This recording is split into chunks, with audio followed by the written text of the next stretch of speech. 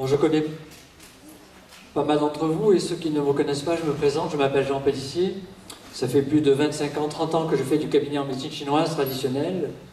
J'avais commencé mes études donc de médecine chinoise en 1974 avec le professeur Léon Coquuen, et on avait étudié comme cela, on avait fait 11 années d'études de médecine chinoise, 3 années de base, 5 années de cancérologie, 2 années sur les maladies mentales et émotionnelles. Et vous savez, en médecine chinoise, il y a deux grands aspects, deux grandes parties. Le premier aspect, c'est tout ce qui est thérapie. Alors, on est aussi bien acupuncteur, pharmacologue, psychothérapeute, diététicien, chiropracteur, masseur, on met tout en œuvre pour traiter quelqu'un. Et puis, dans l'autre facette qui est absolument fondamentale en médecine chinoise, c'est que peu d'écoles n'ont le temps encore d'apprendre à leurs élèves, et que nous, praticiens, nous devons absolument apprendre à nos patients. C'est ce qu'on appelle les méthodes Yangsheng, à savoir les méthodes de préservation de la santé. Partant du principe que le corps n'a pas été construit pour tomber malade, mais il a été construit pour s'auto-guérir en permanence, encore faut-il lui en redonner cette capacité. Et cela, on le comprend au travers d'images un peu mentales par rapport au fonctionnement de notre corps, et souvent on compare l'organisme comme ça à un ordinateur, et un ordinateur, pour qu'il fonctionne bien, il faut, comme une voiture d'ailleurs, il faut une batterie performante. Et la batterie de notre corps ordinateur se trouve au niveau de l'énergie des reins. Et cette batterie, si vous voulez, de façon très réducteur en Occident, on parle de défense immunitaire, mais pour nous ça va bien au-delà de cela. Ça tient compte aussi bien de l'immense capacité d'adaptation de l'organisme, et le corps peut comme ça s'adapter vraiment à des circonstances externes ou internes qui sont un peu extrêmes, mais aussi l'immense pouvoir d'auto-guérison de l'organisme. Le corps n'a pas été construit pour tomber malade, il a été construit pour s'auto-guérir en permanence, encore faut-il lui en redonner cette capacité. Grosso modo, les méthodes Yangsheng, que je vous enseigne au fur et à mesure, ces méthodes-là ont comme propriété de recharger cette batterie des reins. Et il faut vraiment être persuadé de la chose suivante, c'est que cette batterie rechargée à bloc, vous ne pouvez pas tomber malade. C'est-à-dire que votre corps est capable de s'auto-réguler, de s'auto-guérir en permanence, que ce soit au niveau mental et émotionnel qu'au niveau physique. Et à partir de là, on comprend pourquoi tous ces médecins traditionnels en Chine ont entre 90 et 120 ans et continuent encore à enseigner. Notre maître considérait que nous aussi, en tant que praticiens, nous avions le devoir de pratiquer ces méthodes-là pour rester, nous, en bonne santé et donner au moins l'exemple à nos patients. C'est vrai, j'ai 60 ans, ça fait 10 ans que je n'ai pas eu un rhume, c'est peut-être pas si compliqué que cela, et ces techniques-là, on les met en œuvre. Il se trouve que la technique primordiale, la technique la plus importante, celle qu'on doit pratiquer au quotidien, c'est justement la respiration. La respiration est l'élément essentiel, c'est l'élément fondamental pour apprendre petit à petit à recharger cette batterie des reins. Et je vais essayer de vous donner des points de repère qui, si vous les compreniez bien, vont changer carrément, complètement votre vie. Le seul problème, c'est que c'est tellement facile.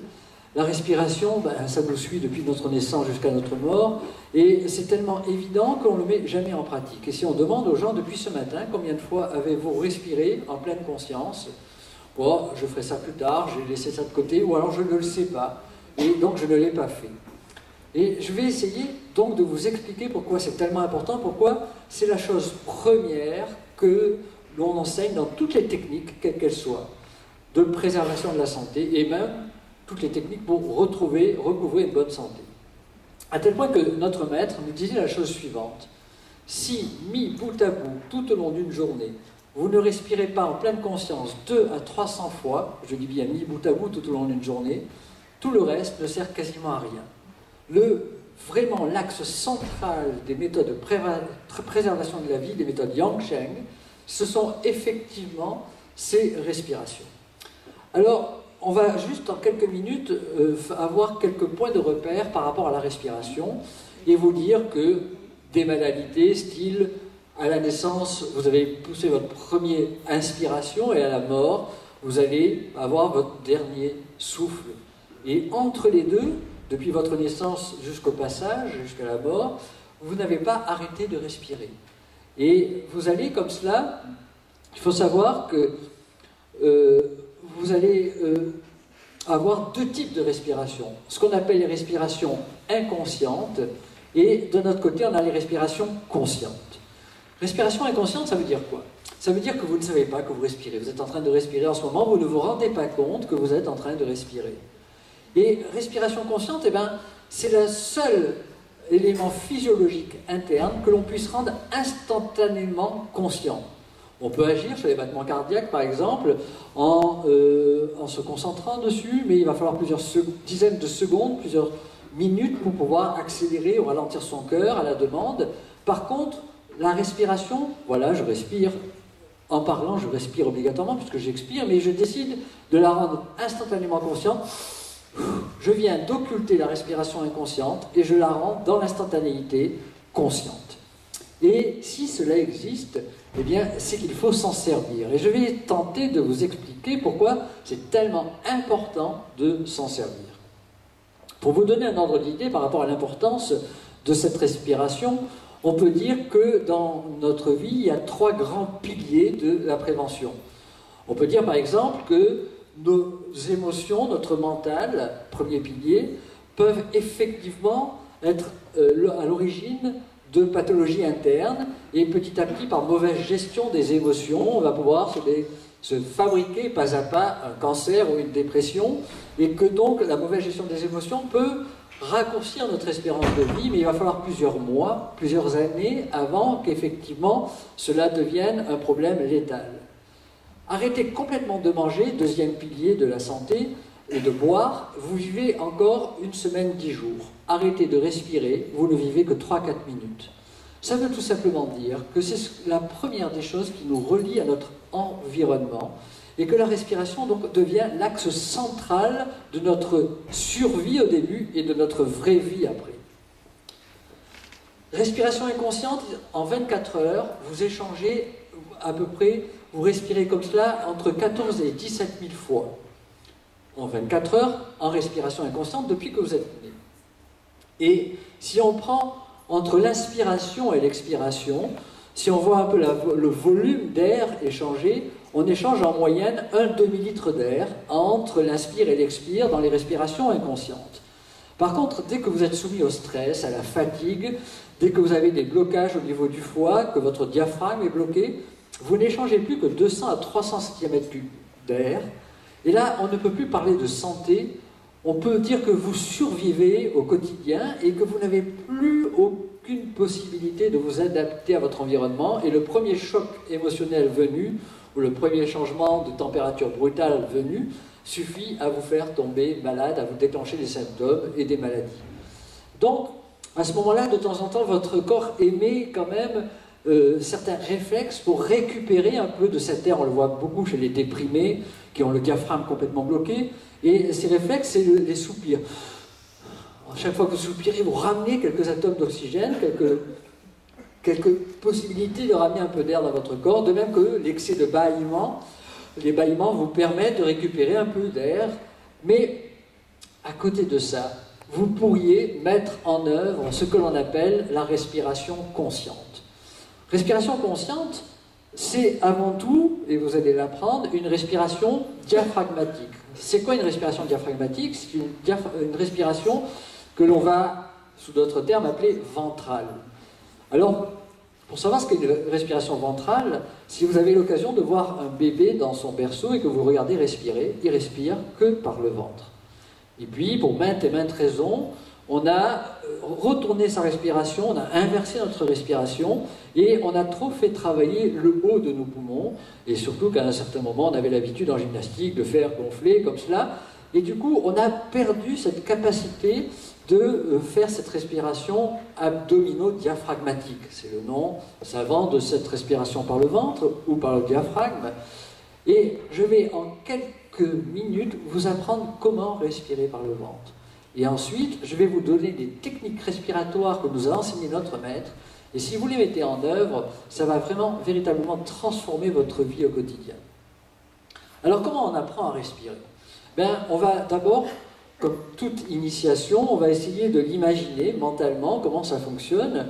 Et on va s'imaginer donc que vous avez deux ballons, ou un gros ballon, dans le thorax, et que ce ballon, vous allez le gonfler. Et quand vous le gonflez, ben, c'est parce que vous inspirez. Si vous prenez de l'air, vous allez gonfler le ballon, mais vous décidez un peu arbitrairement de ne pas bouger le thorax. Et comme vous ne bougez pas le thorax, et comme ces ballons se gonflent, eh bien, il va bien falloir que ça aille quelque part, et ça va donc descendre vers le bas. Ce ballon, c'est deux poumons. Descendant vers le bas, pourquoi? Parce que ça ne peut pas aller dans le dos, parce qu'il y a les côtes, il y a la colonne vertébrale. Donc, le descendant vers le bas, en réalité, c'est le diaphragme qui va descendre vers le bas. Et si le diaphragme descend vers le bas, toute la barbaque que l'on a dans le ventre ne peut pas aller en arrière, parce que là aussi, il y a les côtes et la colonne vertébrale. Et donc, cette barbaque va avoir tendance à sortir en avant. C'est pour ça qu'on dit que le ventre gonfle. En réalité, ce n'est pas l'air qui rentre dans le ventre, c'est parce que vous avez inspiré, pris de l'air, gonflé vos poumons, empêché que le thorax sorte, et du coup, le thorax ne sortant pas, le diaphragme descend, et puisque ça comprime sur les viscères abdominaux sortent en avant. Et après, eh bien, vous rentrez le ventre, mais en rentrant le ventre, vous faites remonter le diaphragme, et faisant remonter le diaphragme, eh bien, vous obligez les deux poumons à se vider, et vous allez comme ça expirer. Et l'immense intérêt, l'immense avantage de cette respiration, il y en aura d'autres, c'est de faire travailler ce que l'on appelle la base des poumons. Quand on ne respire que par en haut, eh bien, on ne respire que par les sommets, et on n'arrive pas à vraiment ventiler la base des poumons. Or, il faut savoir que toutes les toxines et la pollution ont tendance à descendre et à aller vers la base des poumons. Et donc vous vous engorgez comme ça, progressivement, vos poumons. Le simple fait de respirer par le ventre, comme ça, en faisant mobiliser le diaphragme, permet à toutes ces toxines de ressortir. Je vous donnerai un exercice en image mentale ensuite pour encore plus éliminer ces toxines. Donc vous voyez que la respiration abdominale ou abdominodiaphragmatique est très simple à comprendre. J'inspire, le ventre sort, je souffle, le ventre rentre. Alors souvent, comme c'est devenu un réflexe conditionné en respiration inverse, les gens ont des difficultés à apprendre cette respiration. Alors, je leur donne une technique. Imaginez que vous recevez un coup de poing dans le ventre. Un coup de poing dans le ventre, il y a tout l'air qui sort. Et après, vous faites rentrer, le ventre sort, et puis de nouveau le ventre rentre. Vous connaissez, vous pouvez vous rappeler comme ça de l'automatisme, de cette mécanique de la respiration diaphragmatique. Il faut savoir que depuis tout à l'heure, je vous parle du diaphragme. Le diaphragme, en réalité, est le muscle principal de la respiration, alors que pour la plupart d'entre nous, ce sont les muscles accessoires qui sont devenus les muscles principaux. Et quand j'entends par muscles accessoires, c'est les muscles intercostaux qui permettent l'ouverture des côtes, et surtout les muscles sternocléido-mastoïdiens. Vous savez, ces muscles-là, où on voit les gens qui sont en crise d'asthme ou en insuffisance respiratoire, ils ne respirent plus que par en haut, ils ont un tirage, ce qu'on appelle comme ceci. En réalité, le muscle principal, c'est le diaphragme. Et le diaphragme, il faut aussi connaître un minimum de son anatomie. C'est en réalité une masse musculaire qui divise en deux le thorax de l'abdomen. Et il faut aussi bien visualiser la chose suivante, c'est que par rapport à votre diaphragme, par rapport à cette nappe tendino-musculaire qu'est le diaphragme, vous avez le cœur qui est posé dessus, carrément. Et vous avez les deux poumons qui sont posés dessus. Et de l'autre côté, vous avez le foie vésicule-biliaire qui sont ici, qui sont juste en dessous donc, du diaphragme. Et de l'autre côté, on a la rate pancréas qui est ensuite au-dessous de ce diaphragme. Et puis on a au milieu le plexus solaire, si vous voulez, la partie transverse du côlon, mais on a l'estomac à ce niveau-là, sous le diaphragme. Vous voyez que cette zone est fondamentale par rapport au diaphragme. Et puis même, souvent les gens mettent un petit peu leurs reins un peu bas. En réalité, les reins oignons, eh bien, ils sont juste là en dessous, sous les côtes, ils sont assez hauts dans le corps. Et donc, qu'est-ce qui va arriver? C'est que quand vous allez débloquer et faire travailler votre diaphragme grâce à cette respiration, quand vous allez débloquer ce diaphragme, petit à petit, alors qu'au début il est un peu hypotonique, eh bien, petit à petit, il va pouvoir vraiment bouger et de 15 à 20 cm en montée et descendre dans le thorax et l'abdomen. Vous allez obtenir quoi? C'est le seul moyen d'obtenir ce que l'on appelle un massage des organes internes. Vous savez, on tombe malade pour deux raisons. Première raison, décharge de la batterie des reins, pas assez de défense immunitaire, pas assez de faculté d'adaptation, perte de pouvoir d'auto-guérison de l'organisme. Mais la deuxième raison, et c'est ça qu'il faut bien comprendre en médecine chinoise, c'est les phénomènes de stagnation de sang et d'énergie. Il faudrait que tout circule librement dans le corps et qu'il n'y ait pas de stagnation. On l'a bien compris au travers des techniques qui ont été mises en œuvre, par exemple le massage, les qigong permettent de faire circuler le sang et l'énergie dans le corps. On sait très bien que quand on va masser la surface du corps, on va obtenir non seulement une relaxation externe, mais on sait aussi, si on a un peu de connaissance des trajets des méridiens, que en réalité, ce massage externe va favoriser la circulation de sang et d'énergie au niveau des organes internes.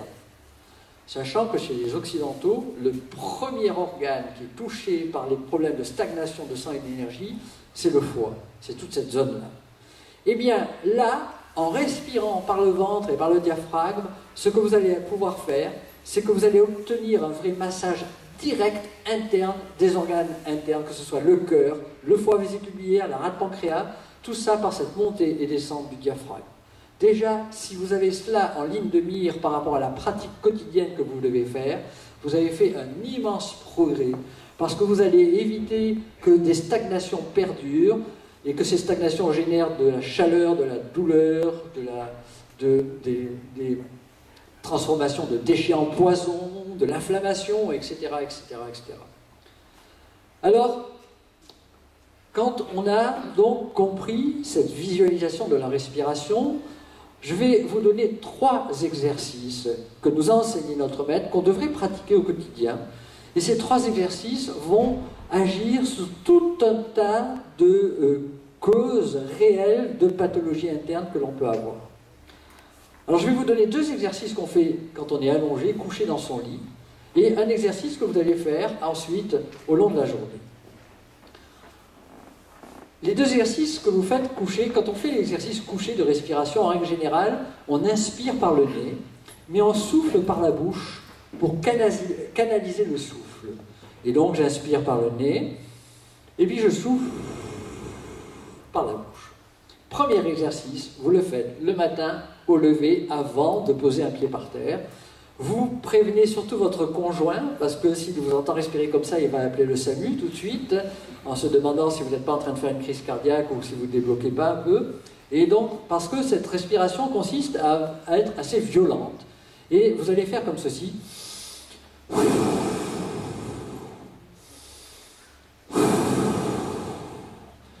Vous le faites allongé, ne vous levez surtout pas après, tout de suite, il faut au moins attendre 30 secondes, 1 minute.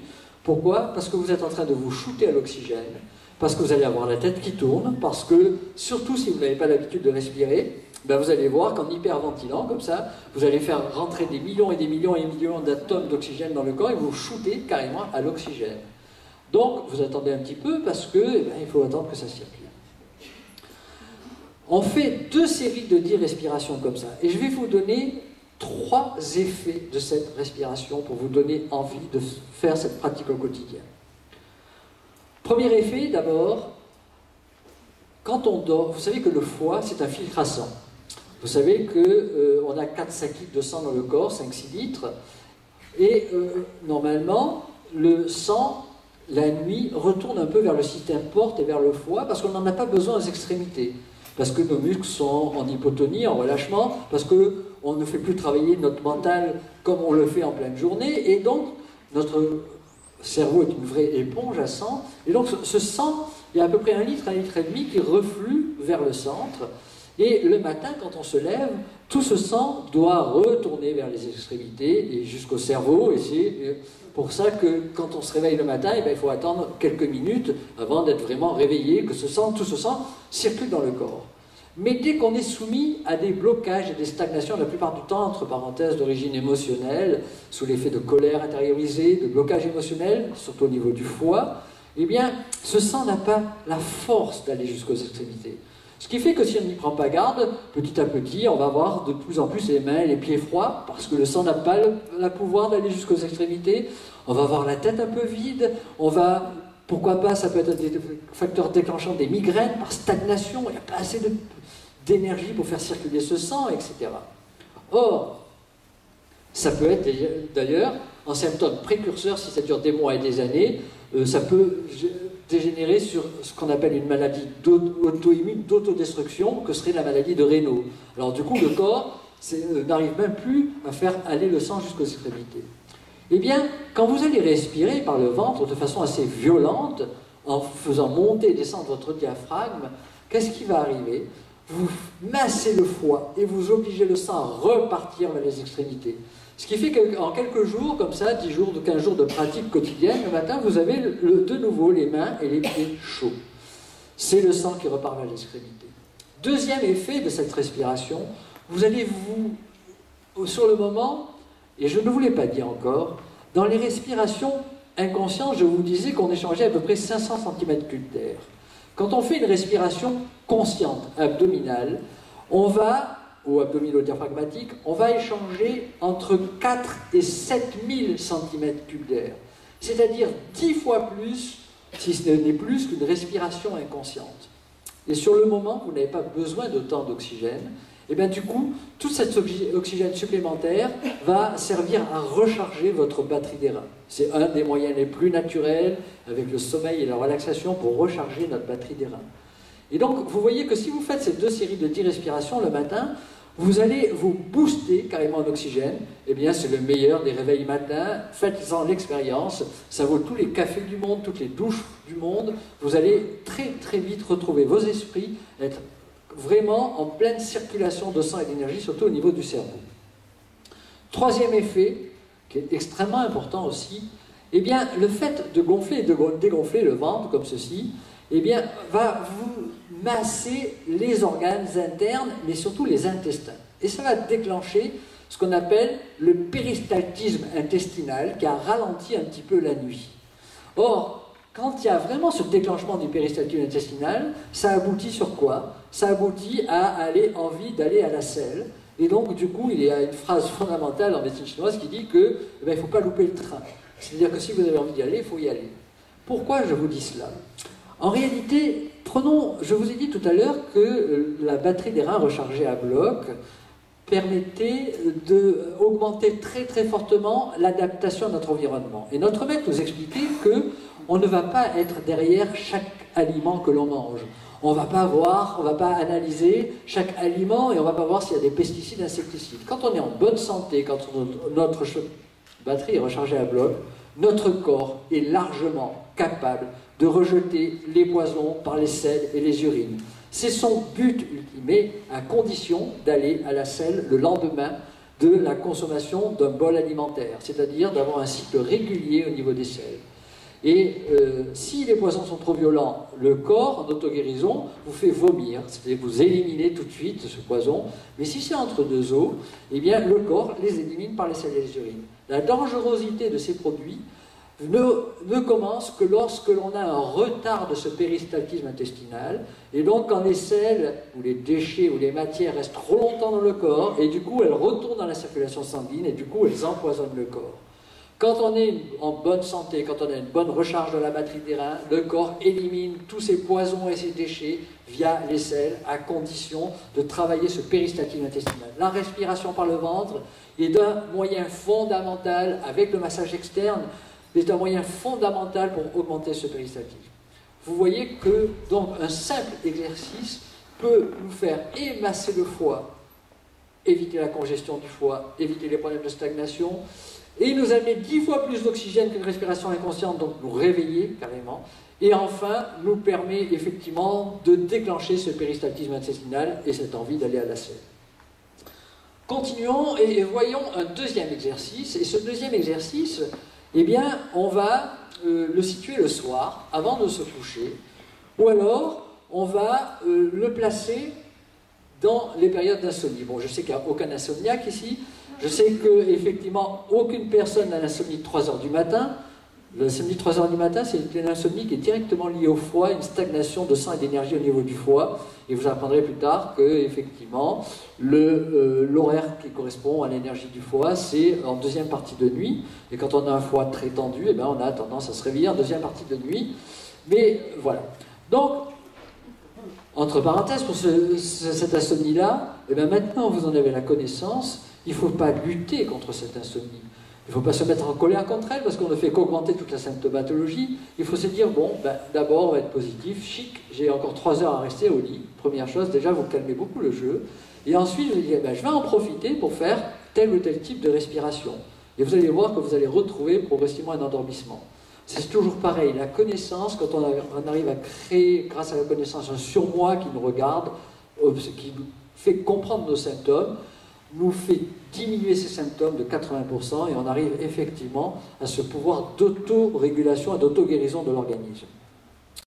Donc en gros, le soir, avant de vous coucher, au moment où vous êtes dans votre lit, vous allez vous endormir, faites 2 séries de 10 respirations, mais alors à ce moment-là, vous allez laisser l'air pénétrer par vos narines, tranquillement, sans forcer, et après vous allez vous imaginer que vous avez une bougie devant vous avec une flamme, et vous voulez que la flamme ne bouge que pratiquement peu. Et vous faites... Et là, je pourrais le faire pendant 40, 45 secondes, 1 minute, quand vous arrivez bien à canaliser votre souffle. Au début, vous le faites pendant 15 secondes, 20 secondes, 30 secondes, et puis tranquillement, sans forcer, sans arriver au bout, sans arriver à l'apnée, ben, vous faites tranquillement cette respiration-là. Eh bien, je peux vous assurer que, en plus, si sur cette respiration, vous ajoutez une visualisation, ben, la visualisation, ça serait quoi? Vous imaginez que l'air que vous inspirez est une air qui est blanche, immaculée, et qui vient nourrir votre corps. Et l'air que vous allez expirer plus longtemps, beaucoup plus longtemps que ce que vous inspirez, est un air un peu grisâtre. C'est tous les déchets du corps qui s'en vont. Eh bien, on a fait comme cela des observations, on s'est rendu compte que grâce à cette visualisation, on pouvait décupler l'élimination des déchets par l'expiration, surtout à la base de nos poumons. Vous voyez, c'est fondamental, ces histoires de visualisation. C'est l'énergie du mental qui dirige véritablement tous les phénomènes physiques à l'intérieur de notre corps. On y reviendra peut-être un jour sur une prochaine conférence, mais sachez que la visualisation est fondamentale en la matière, et donc vous visualisez un air qui sort. Mais en plus, qu'est-ce que vous êtes en train de faire quand vous pratiquez ce type de respiration? En réalité, une des grandes causes de fatigue que l'on a en Occident, c'est l'excès de pensée. On a notre cerveau qui est en ébullition permanente, et on pense, et on pense, et on pense, et on pense en permanence.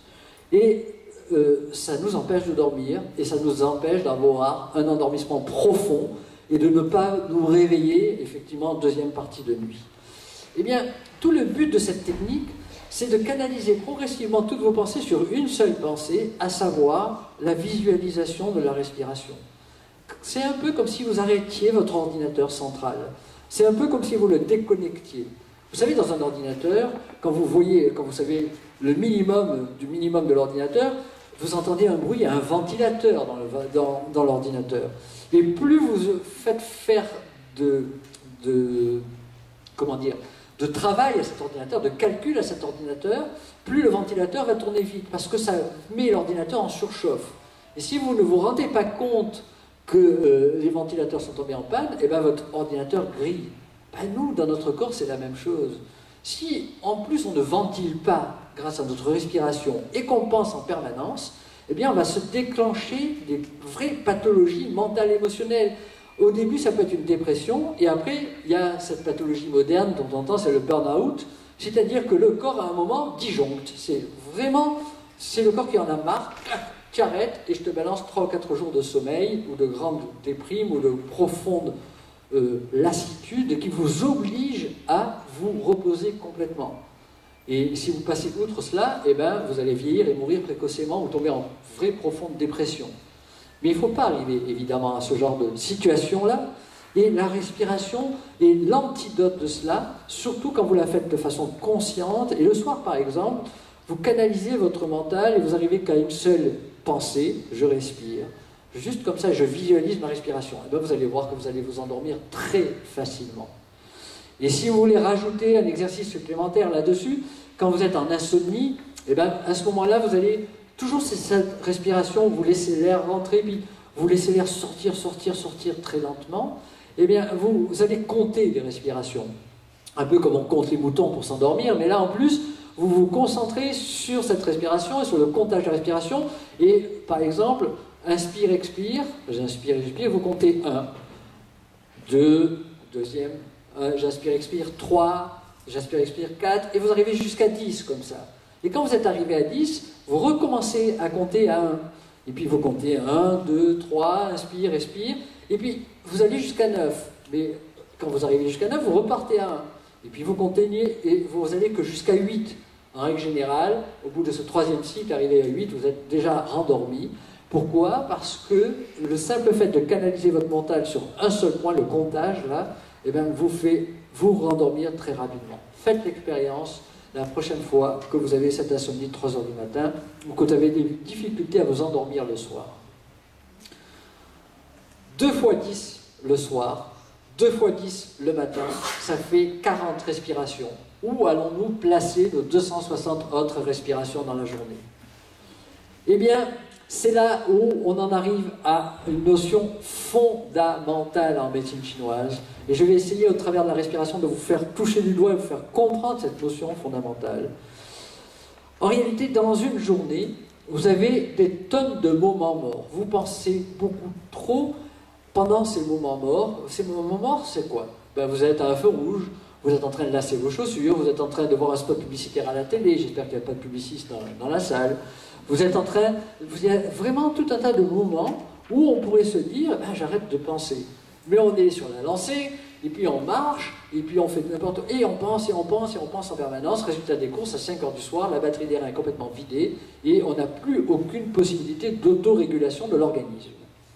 Eh bien, si dans la journée, vous êtes capable de vous arrêter, vous êtes à un feu rouge, plutôt que de penser pendant ce feu rouge, eh bien vous dites, tiens, je vais en profiter pour faire pendant 30-40 secondes, 7, 8, 10 respirations conscientes.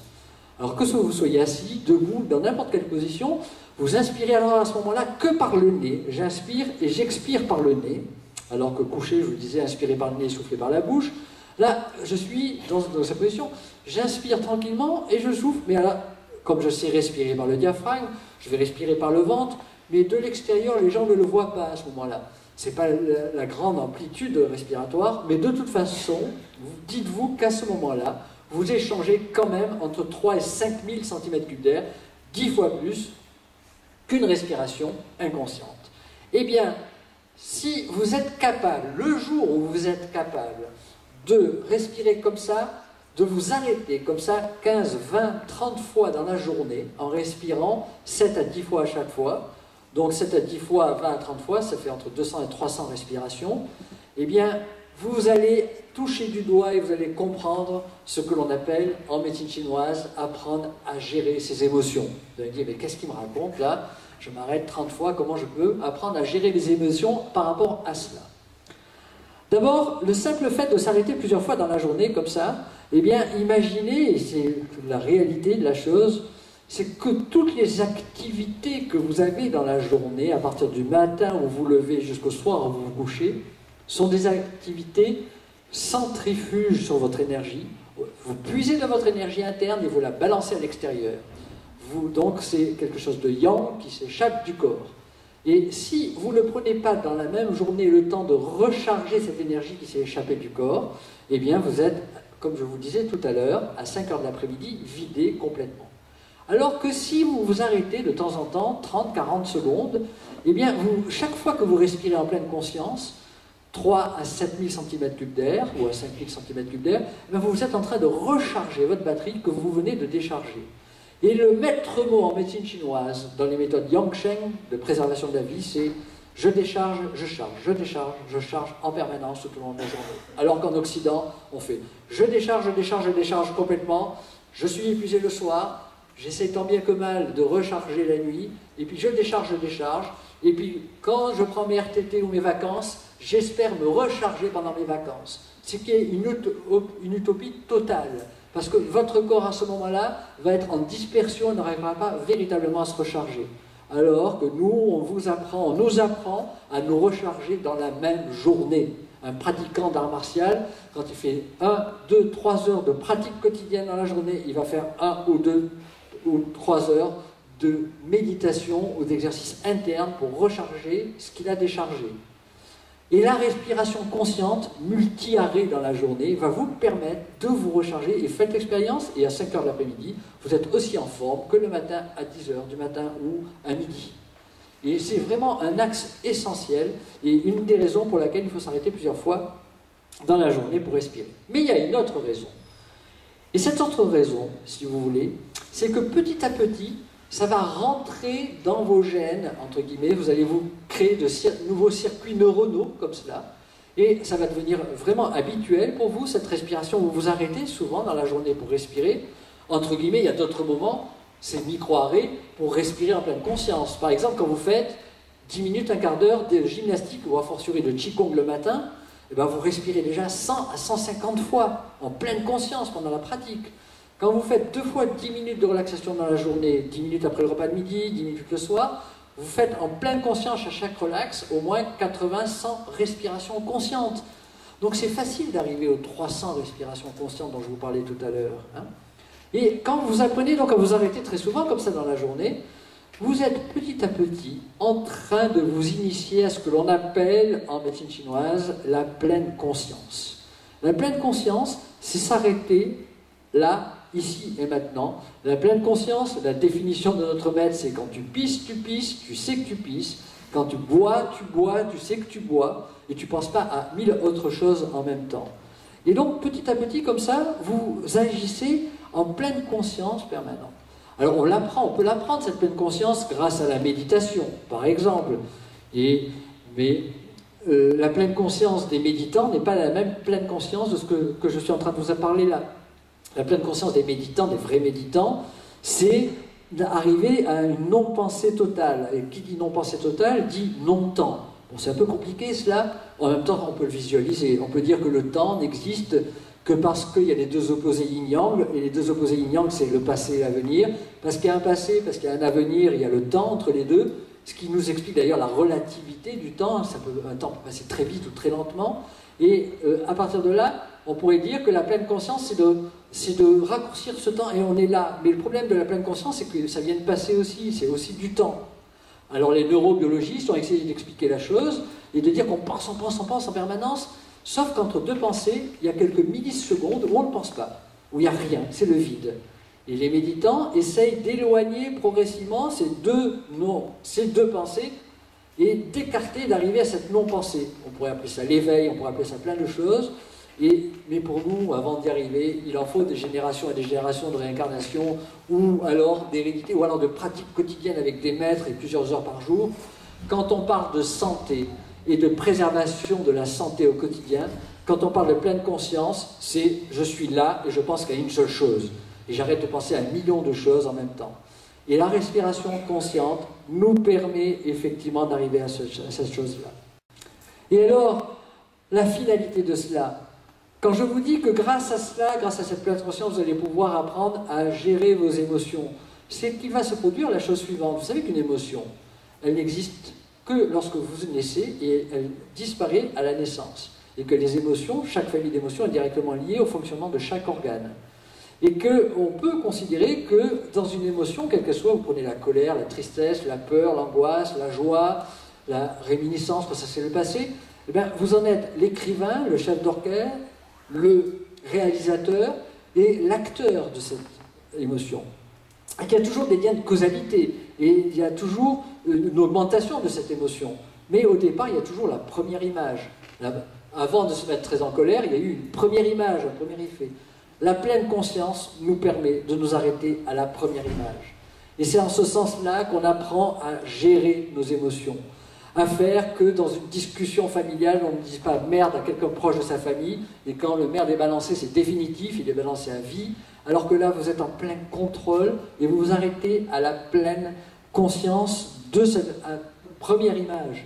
Il n'est pas question de devenir des êtres émotionnels, sans émotion, puisque les émotions sont starter et un peu le mode de fonctionnement de nos organes. Par contre, il ne faut pas qu'une émotion soit trop violente de ce coup, ou qu'une émotion soit toujours en permanence au-dessus des autres. Et on a des antidotes comme ça émotionnels en médecine chinoise, et ne serait-ce que le sourire permanent, le rire, etc. Et on peut agir comme cela. Mais c'est la pleine conscience qui nous permet vraiment de gérer nos émotions. Et cette pleine conscience, vous allez l'apprendre grâce à la respiration, grâce à ces arrêts fréquents dans la journée, 20-30 fois, où vous arrêtez pendant 30-40 secondes, en pleine conscience. Ça va tellement rentrer en vous, tellement être ancré en vous, que vous allez effectivement obtenir ce résultat-là. je vais maintenant vous faire deux conclusions fondamentales par rapport à cette conférence qui vont vous faire comprendre pourquoi il est tellement fondamental d'apprendre à respirer. D'abord, dans tout acte de changement, quel qu'il soit, puisque vous pressentez que la respiration, eh bien, c'est vraiment quelque chose d'important, et on va passer par 4 étapes différentes. Et ces 4 étapes, eh bien, on pourrait dire qu'au départ, il y a une incompétence inconsciente. Après, il y a une incompétence consciente. Après, il y a une compétence consciente et une compétence inconsciente. Ça veut dire quoi? Ça veut dire qu'au début, eh bien, vous n'aviez aucune notion de ce qu'était la respiration, pourquoi il faut respirer comme cela, et ce que pouvait amener en nous notre respiration. Donc vous étiez en pleine incompétence inconsciente, inconsciente dans le sens où vous ne saviez pas, vous ne pouvez pas l'inventer, puisque personne ne vous l'a enseigné. Et puis après, on passe dans la phase incompétence consciente. C'est-à-dire que c'est ce que vous êtes en train de faire là, vous savez que ça existe, mais donc vous êtes encore incompétent, parce que vous ne l'avez pas mis en œuvre, mais vous êtes dans cette incompétence consciente. C'est une étape un peu dangereuse, parce que si vous remettez à demain, après-demain, et puis vous savez que ça existe, et ça risque de vous culpabiliser ensuite. Vous dire, oui, mais je sais que je devrais mettre ça en œuvre, et je ne le mets pas en œuvre, et j'ai des difficultés de passage à l'acte, etc. Si quelqu'un vous aide, ou si vous êtes capable, vous, de décider de le mettre en œuvre, vous allez passer dans la phase de compétence consciente. La compétence consciente, c'est la répétition, répétition, répétition permanente et quotidienne de tous ces exercices qui vont faire que petit à petit, vous allez construire comme ça de nouveaux circuits neuronaux dans votre tête. Et dites-vous bien qu'il faut à peu près 1 an pour apprendre à respirer, comme je vous le dis. C'est tellement évident, facile, mais il faudra 1 an pour que vous abandonniez, vous le remettiez en pratique, Et à un certain moment, eh bien, vous allez arriver dans la phase qui est la phase d'auto-guérison permanente, c'est la compétence inconsciente. Vous ne savez même plus que vous le mettez en œuvre, mais vous êtes en permanence en train de le mettre en œuvre. Et là, vous avez fait le vrai travail de l'initiation, qui est donc de passer par toutes ces étapes-là. Et c'est très important. Et ce qui est, là, vous avez compris que la phase la plus importante, c'est la phase compétence consciente, c'est-à-dire je remets tous les jours en œuvre cela, pour qu'un jour ça devienne tellement inconscient. C'est comme lorsque vous apprenez à conduire à un moment, quand vous êtes arrivé à l'étape ultime, compétence inconsciente, vous ne savez même plus que vous conduisez quand vous allez d'un endroit à un autre, vous ne savez même plus que vous passez des vitesses, plus rien du tout, c'est ancré en vous. Eh bien la respiration, comme la conscience de l'instant présent, doit devenir vraiment petit à petit compétence inconsciente, mais ça ne peut se faire que par la répétition permanente. Enfin, conclusion, je voudrais vous faire comprendre et toucher du doigt un des éléments suivants. J'ai écrit un livre qui est en réédition en ce moment, qui s'appelle Le grand jeu de la vie, et j'avais un peu comparé la vie à 2 falaises, une première falaise, qui est avant la naissance, et la deuxième falaise, c'est la mort, et j'avais tendu un câble entre les 2 falaises, qui est pour nous la bonne définition de la santé en médecine chinoise, qui est un équilibre précaire entre 2 forces opposées yin-yang, et dès qu'il y a déséquilibre, eh bien, il va y avoir apparition de symptômes, signaux d'alarme. On a à peu près comme ça 950 symptômes, signaux d'alarme. Ça peut être une douleur cervicale, ça peut être une petite insomnie, ça peut être une douleur au niveau de la tête, ça peut être n'importe quel symptôme comme cela. Et ce n'est que des symptômes, signaux d'alarme balancés par l'organisme. Vous êtes sur ce câble, et vous êtes donc un funambule sur ce câble, et comme tout funambule, vous avez le droit à un balancier. Et le balancier, eh bien, ce sont toutes les méthodes Yang-Sheng que vous allez apprendre petit à petit. Plus vous mettez de ces méthodes en œuvre au quotidien, et qui, je vous assure, n'amputent pas obligatoirement sur toute votre journée de travail, puisque vous pouvez les intégrer dans votre journée de travail, eh bien, plus vous avez ce balancier important et grand, plus vous tenez en équilibre sur votre câble et votre corps s'autorégule en permanence. Il y a une autre possibilité de conserver cet équilibre sur le câble, c'est de travailler au niveau de la spiritualité, de se créer un fil, un câble invisible qui nous relie au ciel.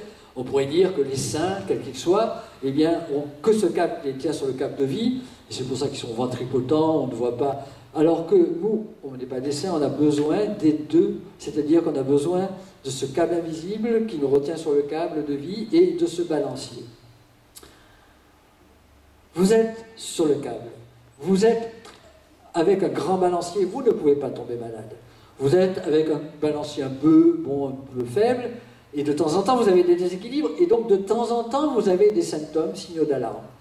Vous avez la connaissance, par tout ce que vous suivez, comme lecture ou comme conférence, et vous devenez spectateur de ce symptôme, vous n'en avez pas peur, et vous savez ce qu'il faut mettre en œuvre pour que, hop, une fois mis en œuvre, le symptôme, comme signal d'alarme, disparaît.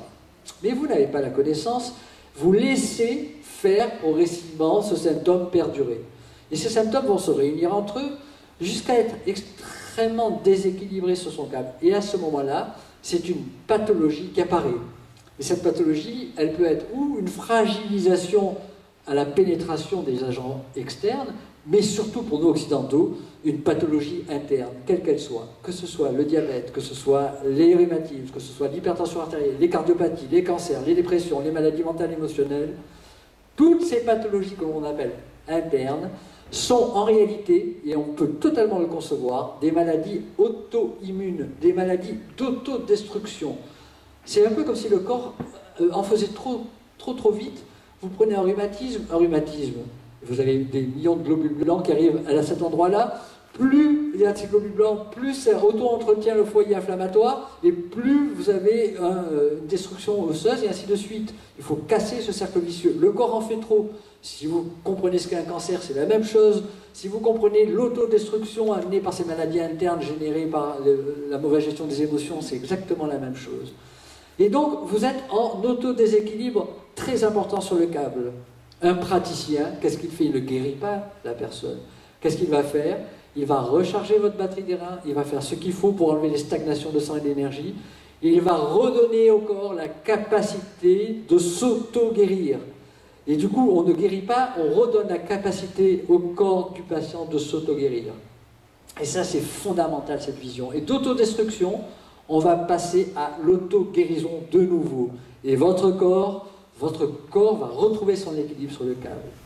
Or, quand vous méditez et que vous vous concentrez sur la respiration, vous allez vous rendre compte qu'en réalité, et c'est pour ça que la respiration dans le coffret a été mis en premier, c'est le premier élément moteur pour apprendre à recharger directement sa batterie des reins et pour apprendre à retrouver son équilibre sur son câble de vie. Et c'est pour ça qu'un praticien, quel qu'il soit, doit à la première séance ou à la deuxième séance où vous le voyez, vous apprendre à respirer et à débloquer votre diaphragme. S'il ne le fait pas, il est passé à côté de plein de choses par rapport à ce pouvoir d'auto-guérison à votre organisme. Or, il se trouve que la respiration, une fois qu'on sait la faire, c'est gratuit, c'est facile à prendre, facile à mettre en œuvre, on ne peut pas la monnayer, et c'est pour ça que la plupart du temps, on la laisse de côté.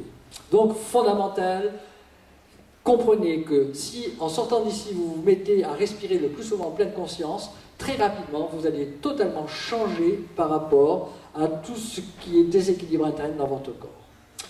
On m'a fait signe que j'avais terminé cette conférence. Je vous remercie beaucoup pour votre écoute et on peut se revoir jusqu'à demain soir et sinon à d'autres conférences plus tard. Dernière chose, je vous ai mis sur l'écran, sur le papier, paperboard, l'adresse YouTube. Vous savez, ceux qui connaissent, ou les enfants qui connaissent YouTube. Et j'ai balancé les conférences là-dessus. Et c'est pour ça que la conférence est filmée aujourd'hui. Elle sera balancée en janvier sur YouTube. Et vous avez qu'à taper Pélissier Jean en attaché, parce qu'il y a des codes spéciaux, Pélissier Jean en attaché. Et du coup, vous tombez sur toutes les conférences que j'ai mises, et il y en aura de plus en plus. Ce qui vous permettra, quand vous l'écoutez, réécouter, c'est que par la réécoute qu'on va petit à petit avoir ce qu'on appelle la compétence inconsciente. Vous allez effectivement pouvoir vous mettre à avoir envie de pratiquer tout cela. Merci pour votre écoute et à bientôt.